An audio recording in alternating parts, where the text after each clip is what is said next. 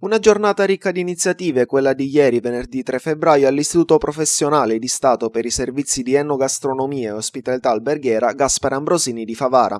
Dalle ore 9:30 in poi i migliori alunni dell'istituto hanno avuto la preziosa opportunità di cimentarsi nella realizzazione di gustosi piatti coadiuvati, oltre che dai coordinatori professori Filippo Fallea e Angelo Trupia, anche dal famoso chef Salvatore Gambuzza.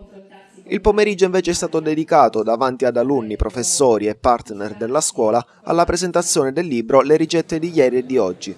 Piacevole sorpresa e apprezzamento da parte degli ospiti sono stati suscitati dalla particolare cura nell'accoglienza che gli stessi alunni della scuola hanno mostrato per l'occasione.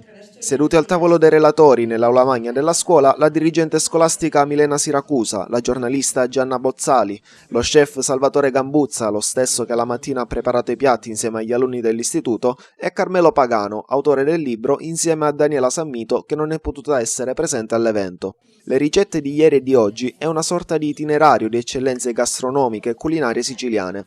Un compendio di oltre 100 ricette che hanno particolarmente colpito i due autori del libro nel loro viaggio attraverso i ristoranti, le osterie e le pasticcerie visitate dagli stessi, per un totale di 59 tappe comprese tra le tre punte della Sicilia. Il libro nasce dall'idea di raccontare oggi che cos'è la Sicilia del gusto, di raccontare che cosa si trova nei ristoranti siciliani, perché i viaggiatori che vengono in Sicilia, i turisti che vengono in Sicilia, vengono sicuramente con l'idea di andare a scoprire le nostre bellezze naturalistiche, di scoprire le bellezze, i templi di Agrigento, di scoprire l'Etna, di scoprire le isole Eolie, ma vengono soprattutto anche per andare a scoprire le nostre tradizioni culinarie. E siccome siamo in un territorio che è ricco di prodotti di eccellenza, anche se tante volte questa parola viene abusata, ma diciamo che abbiamo di prodotti interessanti da poter proporre, gli chef siciliani li sanno utilizzare e li rendono fruibili a questi nostri visitatori. L'evento è stato anche occasione di discussione riguardo al rispetto dei prodotti della nostra terra e del nostro mare, materia prima indispensabile per gli chef. Si è parlato anche di valorizzazione del territorio e di incoraggiamento per gli aspiranti cuochi a dare il meglio di sé, perché, come ha affermato la dirigente scolastica Milena Siracusa durante l'incontro, la cucina, così come la vita, premia l'eccellenza. Abbiamo, in previsione della presentazione del libro oggi pomeriggio, assistito alla preparazione di 2 delle ricette contenute nel libro, dello chef Salvatore Gambuzza.